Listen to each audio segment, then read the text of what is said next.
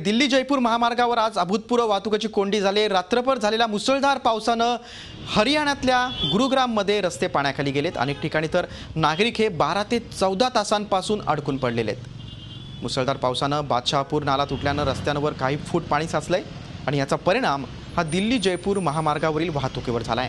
बस, truck या अवघड वाहनांसह car आणि दुसरी हलकी वाहनं देखील रस्त्यावर अडकली आहेत। संततधार पावसानं गुरुग्राम परिसरातील जनजीवन पूर्णपणे विस्कळीत झाले।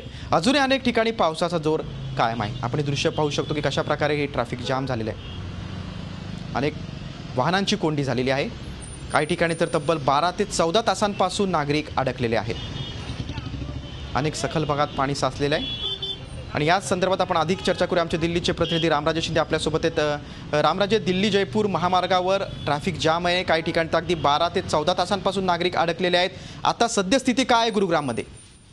बिलकुल, गुरुग्राममध्ये अजून जैसे स्थिती आहे, अजून सुद्धा स्थिती सुधारलेली नाहीये आणि दुपारनंतर कदाचित हा वाहतूक कोंडी जी आहे ती सुटण्याची शक्यता आहे।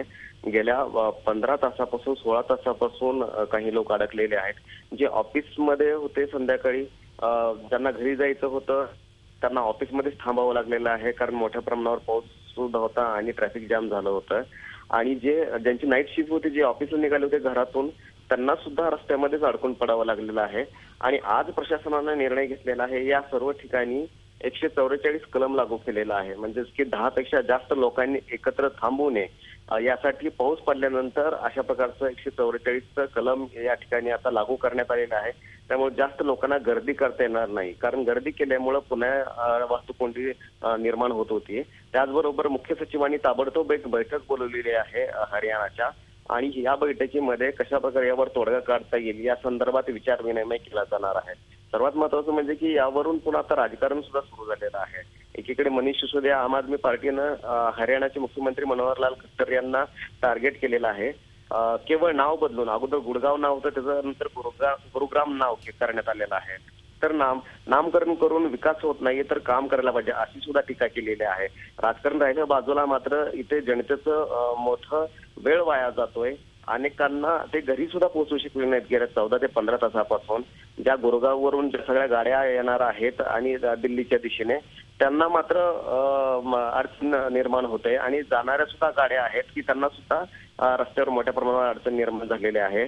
दुसरा महत्त्वाचा मुद्दा म्हणजे की पाऊस पडलेला आहे आणि पावसामुळे अनेक ठिकाणी पाणी शिरलेलं आहे आणि ते पाणी रहिवासी कॉलनीमध्ये शिरलेलं आहे। निवासस्थान जिथे आहे अशा ठिकाणी शिरलेलं आहे, सोसायटीज मध्ये पाणी शिरलेलं आहे। त्यामुळे लोकांना बाहेर पडणं सुद्धा अवघड झालेलं आहे। आणि तेच रामराजे, अशा स्थितीमध्ये ट्रॅफिक जाम असेल, पावसाचं निमित्त सुद्धा राजकारण करायला नेत्यांना पुरतंय, मात्र अशा आपत्कालीन स्थितीमध्ये आता ताबडतोब नागरिकांना कसा दिलासा मिळेल? जे 15-14 तासांपासून जे अडकलेले आहेत त्या नागरिकांना कसं बाहेर काढता येईल याकडे प्रशासनानं तातडीने लक्ष देणं गरजेचं आहे। तुम्ही दिलेल्या सविस्तर माहितीबद्दल धन्यवाद। हरियाणातल्या गुरुग्राममध्ये अभूतपूर्व अशी स्थिती निर्माण झाली। 144 कलम लागू करण्यात आलेले आणि प्रशासनानं उच्चस्तरीय बैठक घेऊन आता याच्यावर तोडगा काढण्यासाठी जोरदार प्रयत्न सुरू केलेले आहेत। झी 24 तास रहा एक पाऊल पुढे।